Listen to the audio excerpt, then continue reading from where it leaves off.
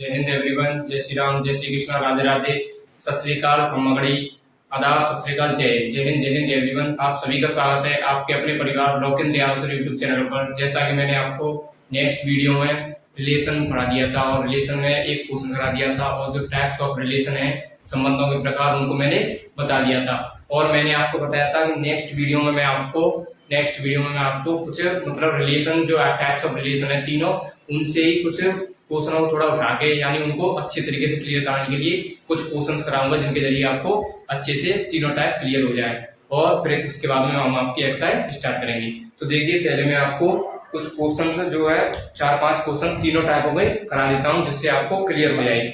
ठीक है, हालांकि मैंने कल पढ़ा दिया था पर फिर भी मैं 2-3 क्वेश्चन कैसे कराने जा रहा हूँ जिनसे आपको क्लियर हो जाए। ठीक है, जैसे हमारा पहला रिलेशन था हमारा स्वतुल्य संबंध। स्वतुल्य संबंध था हमारा, जिसे हम इंग्लिश में बोलते हैं रिफ्लेक्सिव रिलेशन बोलते हैं हम स्वतुल्य संबंध। देखिए, इसमें मैं कुछ क्वेश्चंस को लिख रहा हूँ, उन क्वेश्चंस के जरिए आपको मैं बता रहा हूँ।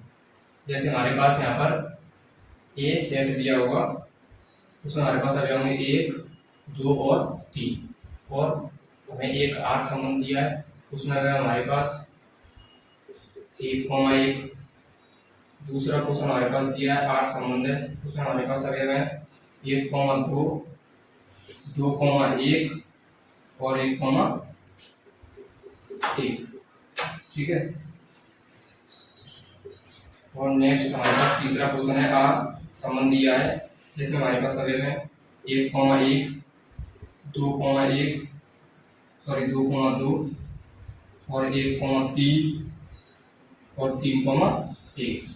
ठीक है, नेक्स्ट हमारे पास क्वेश्चन है आर संबंध दिया हुआ है, जिसमें हमारे पास कोई भी अवयव नहीं है, खाली समुच्चय है। ठीक है, नेक्स्ट वाला क्वेश्चन है हमारे पास आर संबंध है, जिसमें हमारे पास अवयव है 1,1, 2,1 और 3,3 और 1,3।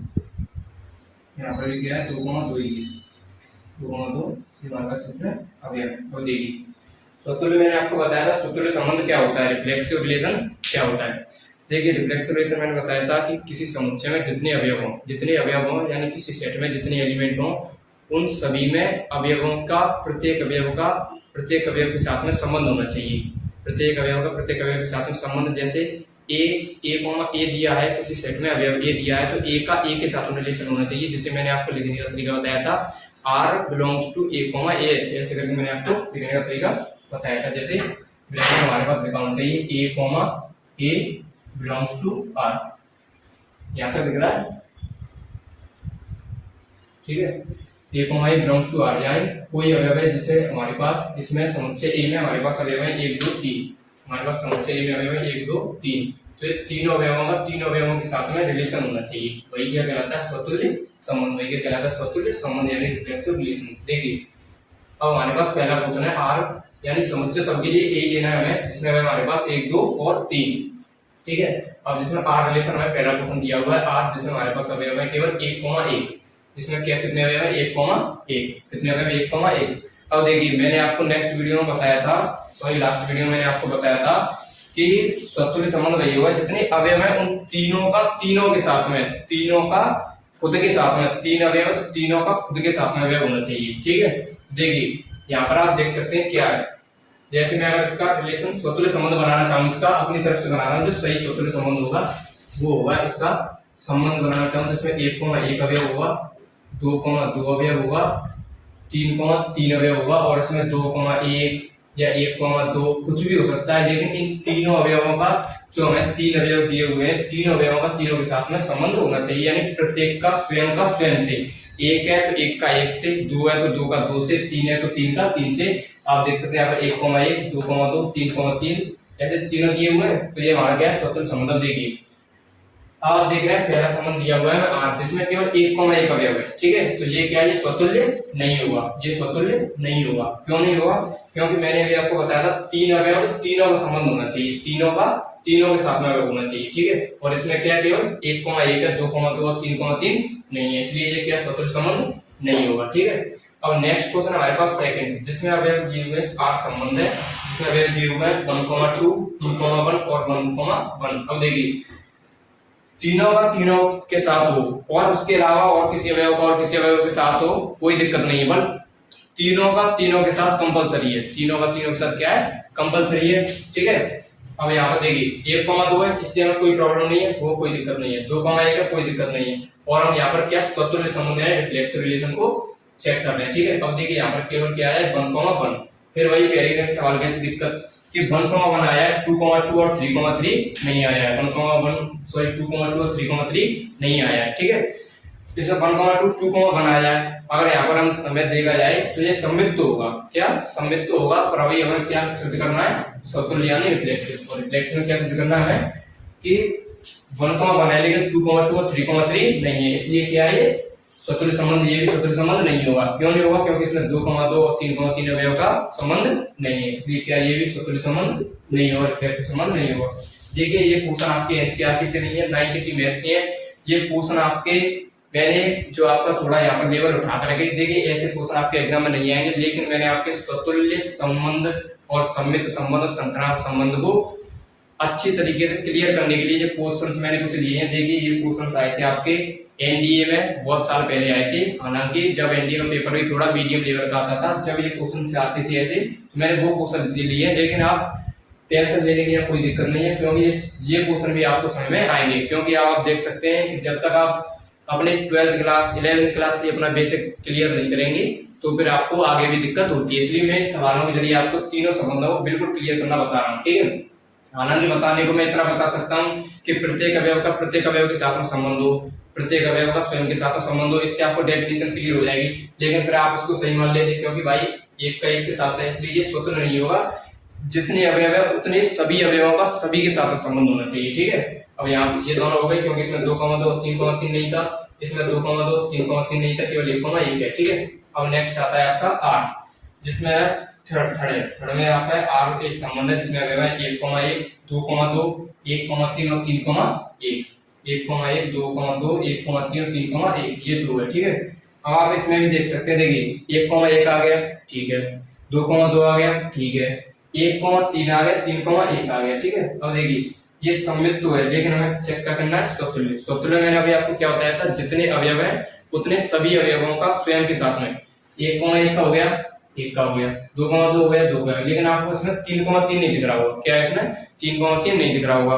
और हमने अभी मैंने आपको बताया था तीन अवयवों का तीनों के साथ में यानी स्वयं के साथ में होना चाहिए, लेकिन इसमें क्या है 3,3 नहीं है, इसलिए ये भी क्या है स्वतुल्य संबंध नहीं होगा। क्या ये स्वतुल्य संबंध नहीं होगा, क्या नहीं होगा, स्वतुल्य संबंध नहीं होगा। अब नेक्स्ट आपका फोर्थ क्वेश्चन, फोर्थ में आप देख सकते हैं आर बराबर खाली ब्रैकेट दिया हुआ है, यानी खाली समुच्चय दिया हुआ है, रिक्त समुच्चय। अब देखिए और हमें क्या दर्शाना है, संबंध। मान लीजिए खाली संबंध यानी रिक्त संबंध दिया है और हमें दर्शाना है यहाँ पर स्वतुल्य संबंध। स्वतुल्य संबंध क्या होता है, स्वतुल्य संबंध मैंने भी आपको फिर से बताया कि तीन अवयवों का स्वयं के साथ में संबंध। इसमें तो ना 1 का ही दिया हुआ है, ना 2 का ही दिया हुआ है, ना 3 का दिया हुआ है, इसमें किसी भी अवयव का किसी भी अवयव के साथ में संबंध ही नहीं दिया हुआ, तो ये भी क्या स्वतुल्य संबंध नहीं होगा, ठीक है, ये भी क्या स्वतुल्य संबंध नहीं होगा। अब नेक्स्ट है आपका 5 नंबर।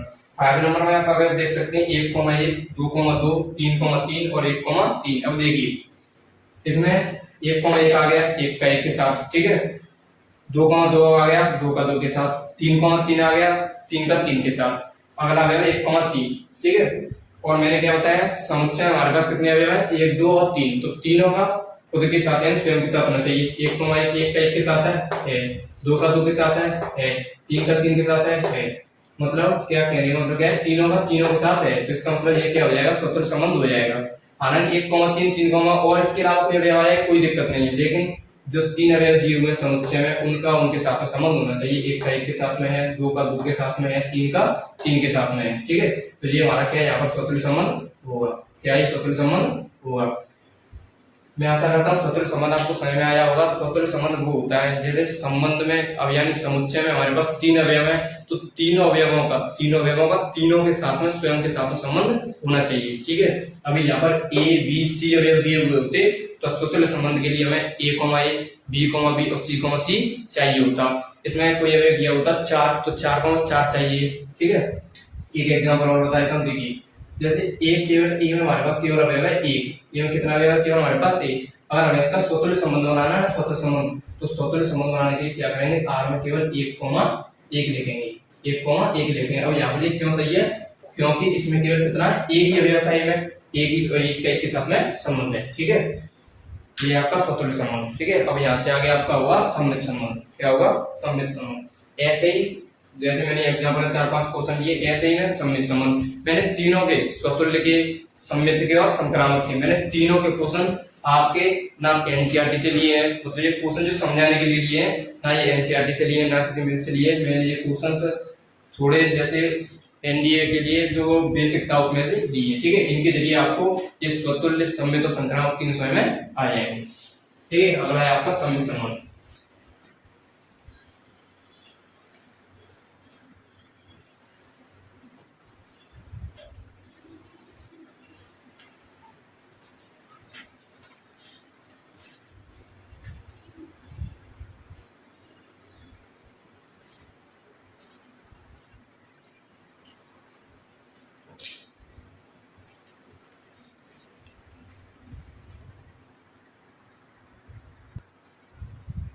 अगला है हमारा सम्मित संबंध।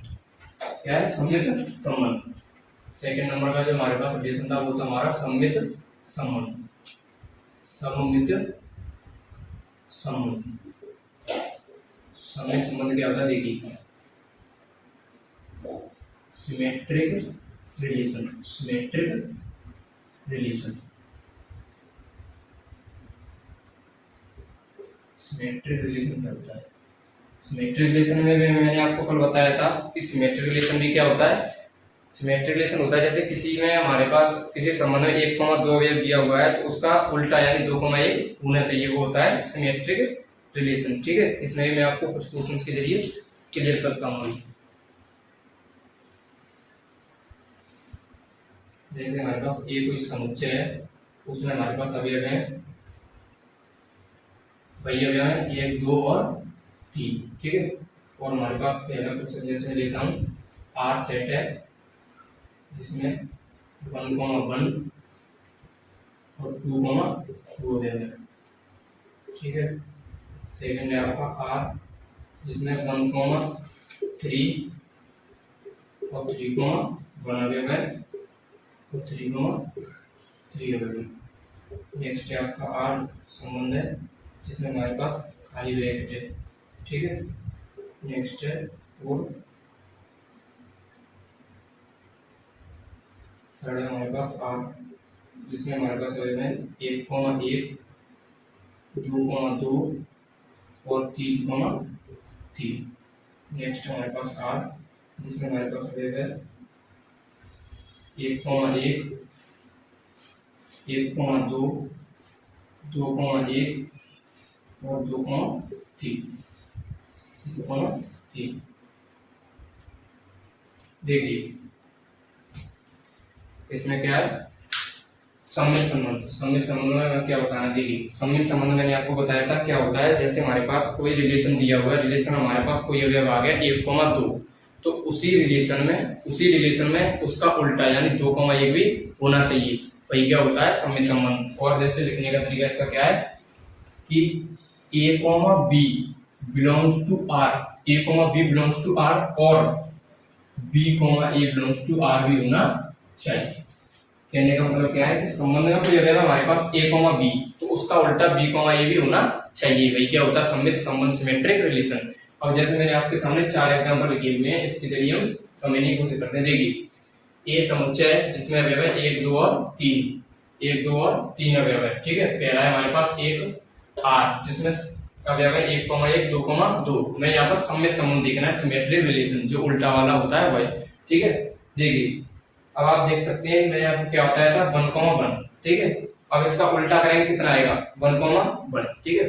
अब 1,1 है, इसका उल्टा भी कितना आएगा 1,1, और वो भी है क्योंकि एक ही बार लिखेंगे, क्योंकि मैंने आपको बताया था अवयव को एक ही अवयव, पहले मैंने शायद सेकंड क्लास में आपको बताया था कि कोई जो दो अवयव है यानी एक जैसा अवयव, जैसे एक है, एक को हम किसी समुच्चय में 3 बार लिख दें तो वो एक ही बार गिना जाएगा, ठीक है। मैंने आपको कार्डिनल संख्या निकालना जब बताया था, कार्डिनल संख्या यानी अवयवों की संख्या निकालने के लिए, तो उसमें मैंने आपको बताया था कोई अवयव कितनी ही बार लिखाया है, लेकिन हम उसके गिनेंगे केवल एक ही बार, तो ठीक है। अब यहाँ पर 1,1 है, अब मैं दोबारा में इसमें कोई लिख दूं 1,1 को तो कोई फायदा नहीं, क्योंकि वो एक बार ही गिना जाएगा, ठीक है। अब 1,1 लिखा हुआ है, 1,1 इसका उल्टा करेंगे 1,1, ठीक है। अब नेक्स्ट हमारे पास 2,2, ठीक है। अब 2,2 का भी उल्टा करेंगे कितना आएगा 2,2 ही आएगा। 1,1 का उल्टा करेंगे 1,1, 2,2 का उल्टा करेंगे 2,2, ठीक है, यही आएगा। अब आप देख सकते हैं 1,1 का उल्टा मिलेगा 1,1, 2,2 का उल्टा मिलेगा 2,1, तो ये समित संबंध को लागू करता है, ठीक है। ये यानी जो संबंध है समित संबंध के लिए सही है। एग्जांपल क्या है समित संबंध के लिए सही है, क्योंकि 1,1 का उल्टा 1,1, 2,2 का उल्टा 2,1, ठीक है। अब नेक्स्ट है हमारे पास आर, दूसरा क्या आर रिलेशन है जिसमें हमारे पास 1,3 अवयव है, 3,1 अवयव, 3,3 अवयव। और देखने में क्या होता है था a, b अवयव है तो उसका उल्टा b, a होना चाहिए। आप देख सकते हैं 1,3 अवयव है, क्या 1,3 अवयव, उसका उल्टा 3,1 इस समुच्चय में है दिया हुआ है, 1,3 है उसका उल्टा 3,1 दिया हुआ है। नेक्स्ट है हमारे पास 3,3, 3,3 का उल्टा करेंगे 3,3 ही आएगा, और वो इसमें पहले से ही लिखा हुआ है, ठीक है, क्योंकि दो बार लिखने से कोई फायदा नहीं है, एक बार ही लिखा जाता है। 1,3 का उल्टा 3,1, 3,3 का उल्टा 3,3 ही होता है। ये भी क्या समित संबंध को लागू होता है, ये भी क्या समित संबंध है, क्योंकि उल्टा 1,3 का उल्टा 3,1 दिया हुआ है, 3,3 का उल्टा 3,3 ही होगा, वो ये है, ठीक है। नेक्स्ट हमारे पास आर थर्ड का क्या है 1,1, ठीक है, क्या 1,1 दिया हुआ है, ठीक है। 1,1 के बाद 2,2, 3,3। अब देखिए 1,1 का उल्टा 1,1, 2,2 का उल्टा 2,2, 3,3 का उल्टा 3,3। इन तीनों अवयवों का उल्टा करेंगे तो यही अवयव आएंगे, तीनों का उल्टा करेंगे तो यही अवयव आएंगे। तो इनको 3 बार लिखने से बेहतर है कि एक ही बार लिखा जाए, ठीक है। तो ये भी क्या हमारे पास समित संबंध हो जाएगा, ये भी क्या हमारे पास समित संबंध हो जाएगा। और ये वाला क्या है स्वतंत्र संबंध भी होगा, क्या है स्वतंत्र संबंध भी होगा, क्या होगा स्वतंत्र संबंध भी होगा, ठीक है। और ये क्या है अभी हमने यहाँ पर हम चेक कर रहे हैं फिलहाल समित संबंध, तो ये तीनों का उल्टा यही अवयव बनेंगे, तो ये भी क्या है समित संबंध है। अब देखिए फोर्थ है हमारा आर, आर में जो हमारे पास अवयव दिए हुए हैं 1,1, 1,2, 2,1, 2,3। अब देखिए पहला अवयव है चौथे वाले क्वेश्चन में हमारे पास 1,1, 1,1 का उल्टा 1,1 ही होता है, वो इसमें दिया हुआ है, ठीक है। नेक्स्ट है 1,2, 1,2 का उल्टा 2,1 दिया हुआ है, ठीक है। 1,1 का उल्टा 1,1, 1,2 का उल्टा 2,1। अब नेक्स्ट है हमारे पास 2,3, अब इसका उल्टा 3,2 होना चाहिए इस ब्रैकेट में, 3,2 इसमें दिया हुआ है नहीं दिया हुआ। 1,1 का उल्टा 1,1 दिया हुआ है, 1,2 का उल्टा 2,1 दिया हुआ है, 2,3 का उल्टा 3,2 इसमें नहीं दिया हुआ है, इसलिए ये क्या हो जाएगा समित संबंध नहीं होगा, ये वाला क्या होगा समित संबंध नहीं होगा, ठीक है। ये वाला क्या होगा समित संबंध नहीं होगा। समित संबंध के लिए मैंने आपको क्या बताया था कि प्रत्येक अवयव का जो अवयव दिया हुआ है उसका उल्टा होना जरूरी है, ठीक है। ये यहाँ पर आपका समित संबंध होता है। समित संबंध क्या होता है, जैसे 1,2 अवयव दिया हुआ है तो उसका उल्टा 2,1 होना चाहिए, और यहाँ पर 2,3 है इसका उल्टा 3,2 नहीं है, इसलिए ये क्या है समित संबंध नहीं होगा, ये तीनों क्या है समित संबंध होंगे, ठीक है। अब यहाँ से आ गया आपका संक्रामक ट्रांजिटिव रिलेशन।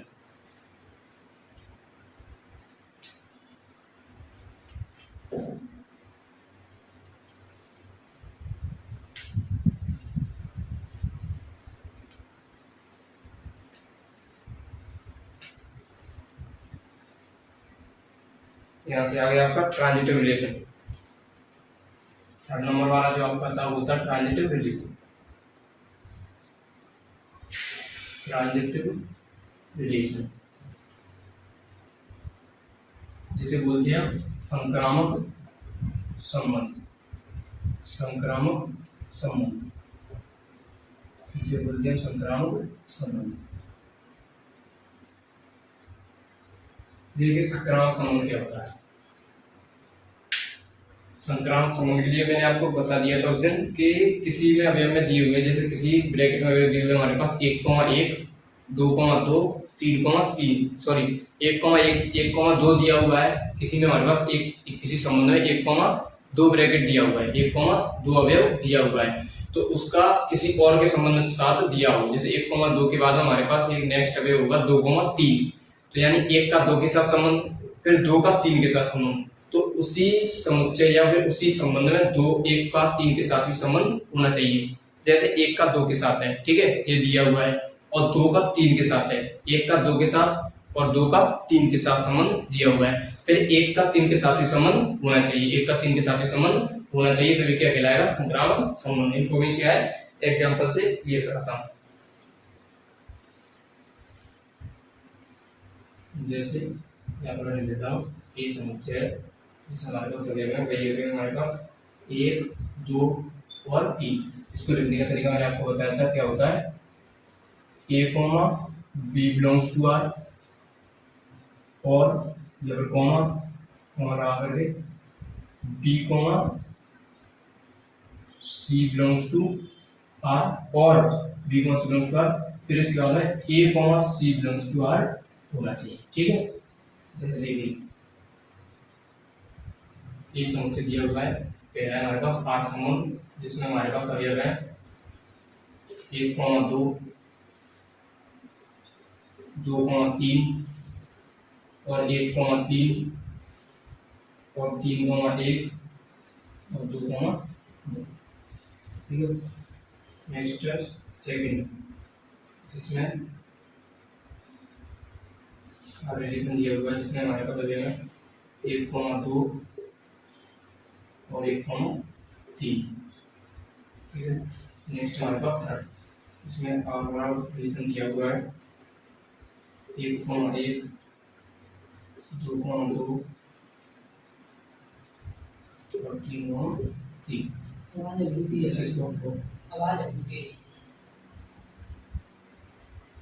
जैसे थर्ड नंबर पर हमारे पास है, जैसे केवल एक 2 एग्जाम्पल लिखे हैं, ठीक है, 2 एग्जाम्पल के जरिए मैं आपको क्लियर कराता हूँ। देखिए ट्रांजिटिव रिलेशन यानी संक्रामक संबंध। संक्रामक संबंध में मैंने आपको बताया था कि किसी समुच्चय में हमारे पास 3 अवयव जैसे, ठीक है, और जैसे मैं इसको लिख के बताया था सही वाला जो हुआ है संक्रामक संबंध, जैसे 1,2 अवयव है, किसी संबंध 1,2 है और उसी में 2,3 है, तो 1 का 2 के साथ संबंध है, 2 का 3 के साथ संबंध है, तो 3 का 1 के साथ भी होना चाहिए, तो यहाँ पर 1,3 भी होना चाहिए, वही क्या होता है संक्रामक संबंध। अब देखिए एग्जाम्पल, जैसे R एक रिलेशन है हमारे पास, जिसमें 1,2 अवयव है, 2,3 अवयव है, 1,3 अवयव है, 3,1 अवयव है, 2,2 अवयव। अब देखिए 1,2 अवयव हमारे पास है यहाँ पर, ठीक है, 1,2 के बाद में 2,3 दिया हुआ है, यानी 1 का 2 के साथ में और 2 का 3 के साथ में, ठीक है, 1,2, 2,3, यानी 1 का 2 के साथ में और 2 का 3 के साथ में। अब आगे आप देख सकते हैं, इसके बाद अगला अवयव है, यहाँ पर 1,2 हो गया, यहाँ पर 2,3 हो गया, अगला अवयव हमारे पास 1,3, देखिए 1 का 2 के साथ में, 2 का 3 के साथ में, 1 का 3 के साथ में, यहाँ तक क्या है, सही है। अब यही अवयव उल्टा करके भी दे दिया है, यानी 3,1, तो एक ही बात है, अगर ये नहीं होता, ये वाला होता, तब भी हमें सही माना जाता, ठीक है। नेक्स्ट हमारे पास 2,2, इससे हमें कोई मतलब है ही नहीं, इससे हमें कोई मतलब है ही नहीं, बस हमें इन तीनों अवयवों से मतलब है कि जिसका संबंध जैसे 1 का 2 के साथ दिया हुआ, 2 का 3 के साथ दिया हुआ है, जैसे 1 का 2 के साथ दिया हुआ है, 2 का 3 के साथ दिया हुआ है, तो फिर उसका मतलब 1 का 3 के साथ भी होना कंपलसरी है, तो 1 का 2 के साथ है, 2 का 3 के साथ, 1 का 3 के साथ है, ठीक है, 2 का 2 के साथ है, उसका हमें कोई मतलब नहीं, ठीक है। तो यहाँ पर क्या है, ट्रांजिटिव रिलेशन यानी संक्रामक संबंध हो जाएगा, संक्रामक संबंध हो जाएगा। कैसे हो जाएगा, 1 का 2 के साथ में संबंध है, 2 का 3 के साथ में संबंध है, तो 1 का 3 के साथ में संबंध होना चाहिए, जैसे मैंने आपको बताया, A का B के साथ में रिलेशन, B का C के साथ में रिलेशन, तो C का A के साथ भी होना चाहिए, ठीक है। नेक्स्ट एग्जांपल हमारे पास R में हमारे पास अभी है 1,2 और 1,3, 1,2 और 1,3।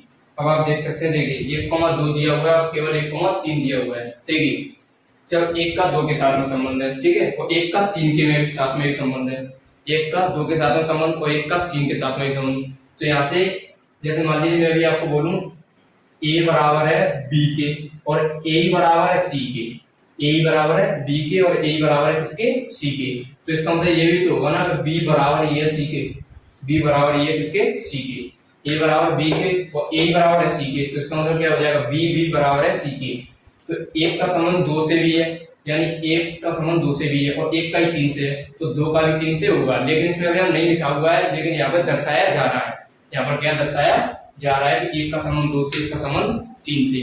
ठीक है, तो ये भी क्या हो जाएगा हमारा ट्रांजिटिव रिलेशन, यानी संक्रामक संबंध हो जाएगा। क्या हो जाएगा? संक्रामक संबंध हो जाएगा।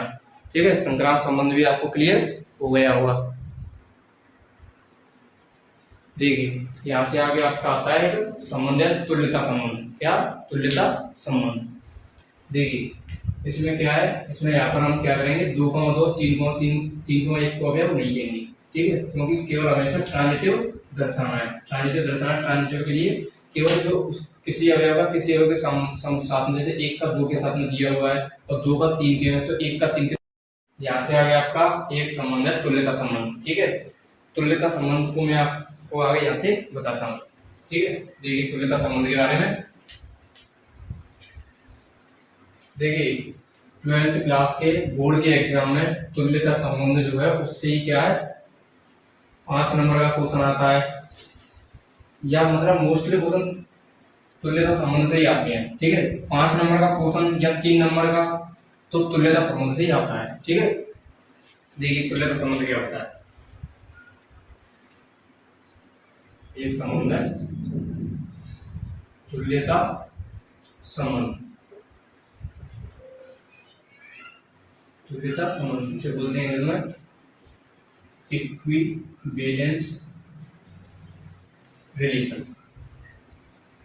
इक्विवेलेंस रिलेशन, इक्विवेलेंस रिलेशन, तुल्यता संबंध। ठीक है, तुल्यता संबंध। देखिए तुल्यता संबंध क्या होता है। तुल्यता संबंध में बता दूं, तुल्यता संबंध कोई उन जैसा संबंध नहीं है कि इसमें किसी कोई कंडीशन होगी। सिर्फ इसमें इतनी ही कंडीशन है कि तुल्यता संबंध वो संबंध होता है जो संबंध स्वतुल्य हो, सममित हो और संक्रामक हो। यानी एक ऐसा रिलेशन जो स्वतुल्य की कंडीशन को भी फॉलो करे, सममित की कंडीशन को भी फॉलो करे और संक्रामक की कंडीशन को भी फॉलो करे। यानी तीनों कंडीशनों को, सिमेट्रिक और ट्रांजिटिव और रिफ्लेक्सिव, तीनों की कंडीशनों को सेटिस्फाई करे, वही क्या होता है तुल्यता संबंध, इक्विवेलेंस रिलेशन होता है। और 12th क्लास के बोर्ड एग्जाम में मोस्टली क्वेश्चन तुल्यता संबंध से ही पूछा जाता है। 5 नंबर का क्वेश्चन तो इससे पूछा ही जाता है तुल्यता संबंध से। ठीक है, तुल्यता संबंध के क्या होता है मैं लिख के बताता हूं। स्वतुल्य हो,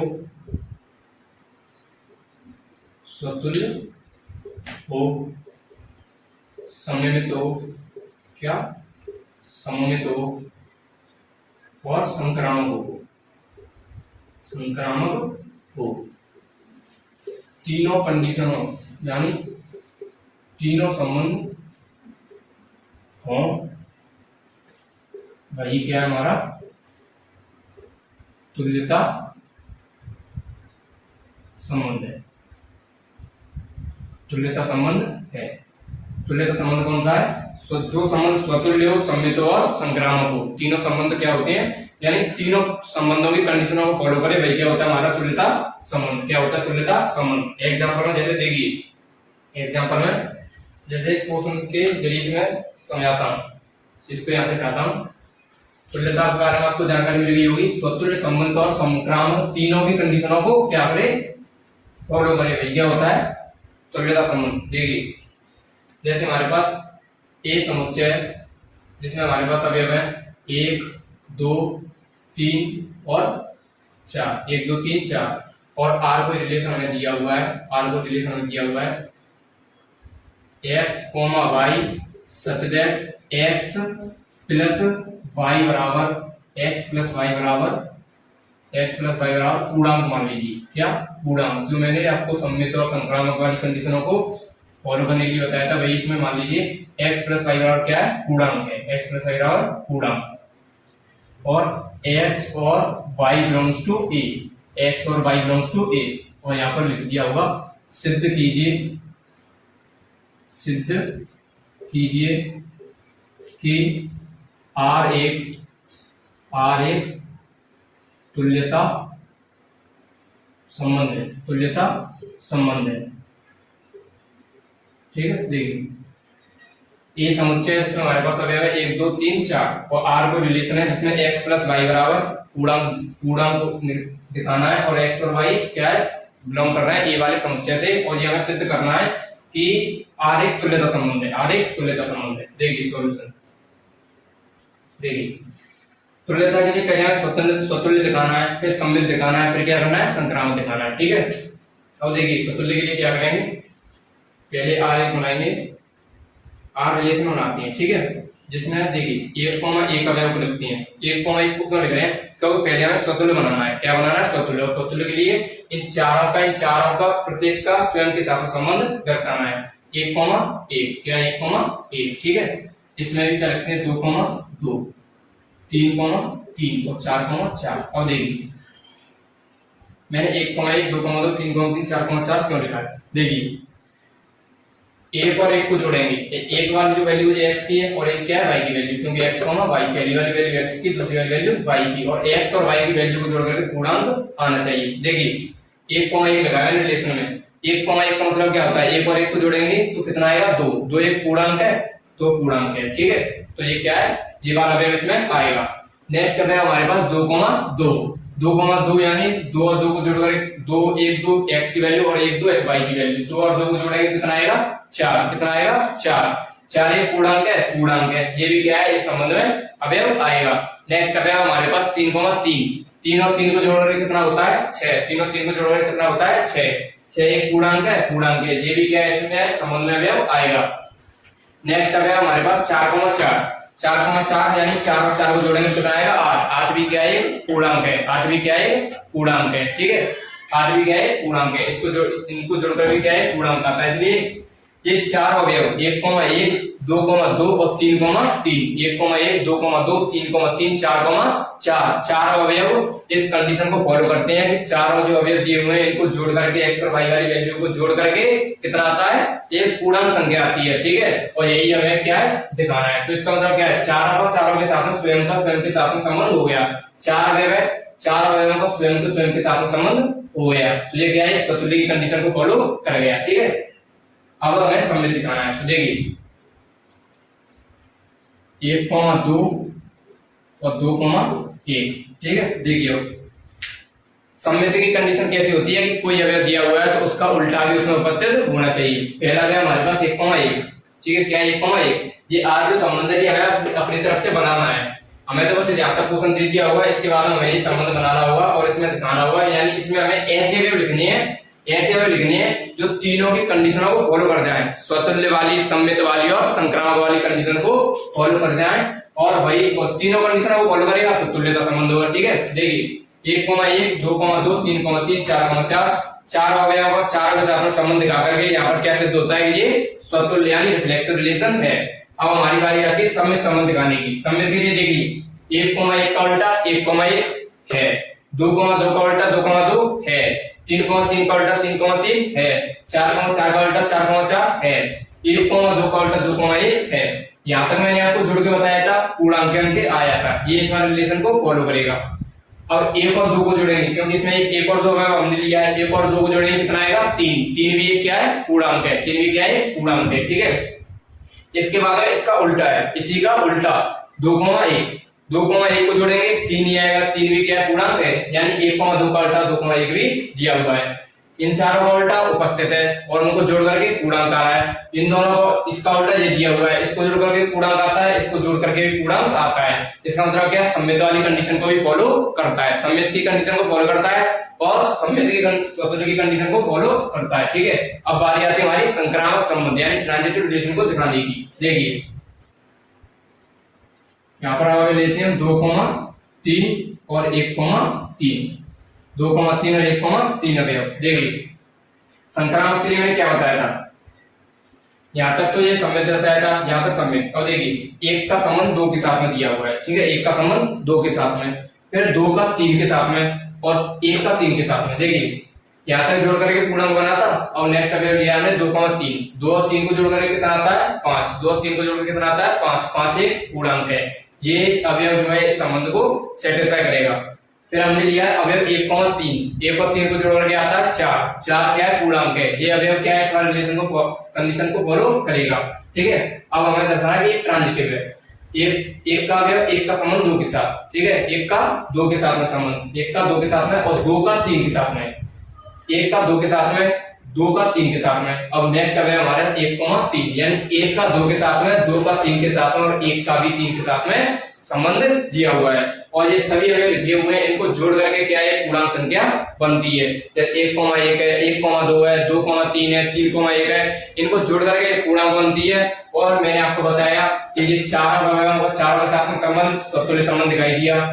इसमें इन चारों का उल्टा, इसमें उल्टा दिखाई दिया, समय संबंध दिखाई दिया, इसका उल्टा समय संबंध है। ठीक है, इसमें हम एक अवयव और लेना होगा, इसमें हमें जैसे 2,3 दिया हुआ है तो इसका हमें उल्टा और लेना होगा 3,2, 3,2 क्यों लेना होगा, क्योंकि फिर हमारे पास इसमें जो अवयव दिया हुआ है 2,3, इसका जैसे लो या मत लो लिखने के लिए हमारा हम यहाँ तक भी लिख सकते हैं अवयवों को।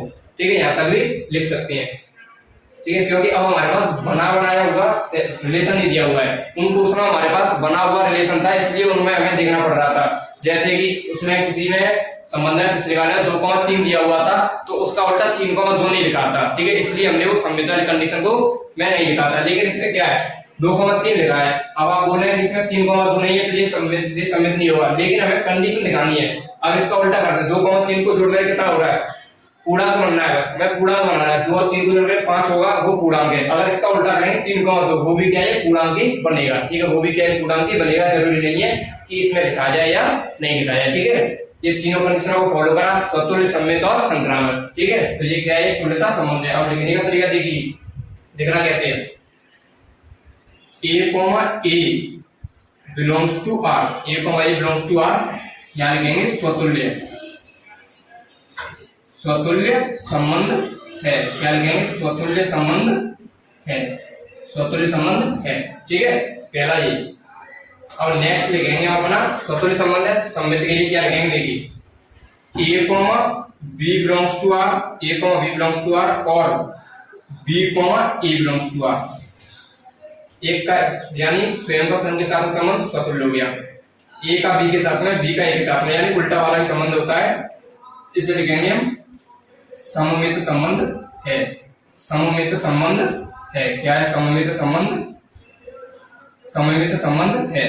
नेक्स्ट हमारा संक्रामक। ठीक है, संक्रामक के लिए देखिए A, B belongs to R और B, C belongs to R और A, C belongs to R, यहाँ कहेंगे संक्रामक संबंध है, संक्रामक संबंध है। क्या संक्रामक संबंध है। अब नीचे लिखेंगे अतः, या तो ऐसे लिख सकते हैं अतः यह संबंध स्वतुल्य, सममित और संक्रामक है, इसलिए यह संबंध तुल्यता है। या डायरेक्ट रख सकते हैं अतः यह संबंध, अतः यह संबंध, या संबंध तुल्यता संबंध, तुल्यता संबंध है, तुल्यता संबंध है। या R1, या R1 और कर लिखेंगे, या R1 तुल्यता संबंध है। R1 क्या है, तुल्यता संबंध है। तो देखिए, मैं आशा करता हूं आपको तुल्यता संबंध समझ में आया होगा। संक्रामक, सममित, स्वतुल्य तीनों संबंध मैंने समझा दिए, तुल्यता समझा दिया। क्वेश्चन आपके लिए तुल्यता संबंध से ही आएगा। ठीक है, पेपर में। और अगर 1-2 नंबर का आता है तो स्वतुल्य, सममित और संक्रामक तीनों से आ जाता है। अब मैं आपकी अपनी क्लास को यहीं तक रखता हूं। अगर नेक्स्ट क्लास में आपको एनसीईआरटी के सभी क्वेश्चंस को कराऊंगा और उसी के साथ में मैं आपको इन संबंधों के लिए कुछ ट्रिक्स भी बता दूंगा, जिससे आप देख करके, या फिर मैं उनको याद करने के लिए बोल दूंगा। 3-4 ट्रिक होंगी, उनको देख करके क्वेश्चन को आप बता दिया करेंगे कि ये स्वतुल्य, सममित और संक्रामक है या तुल्यता है। हमारे पास तुल्यता के लिए भी है कि कौन कौन से क्वेश्चन मोस्टली तुल्यता होती है। ठीक है, तो मैं आपकी अपनी क्लास को यही खत्म करता हूं और नेक्स्ट वीडियो में आपको एनसीईआरटी के सभी क्वेश्चंस के साथ स्टार्टिंग करूंगा और उसी वीडियो में आपका संबंध खत्म हो जाएगा। तो शौर्यं दक्षम युद्धे बलिदान परम धर्म, शौर्यं दक्षम युद्धे बलिदान परम धर्म, शौर्यं दक्षम युद्धे बलिदान परम धर्म। जय हिंद, जय हिंद, जय हिंद।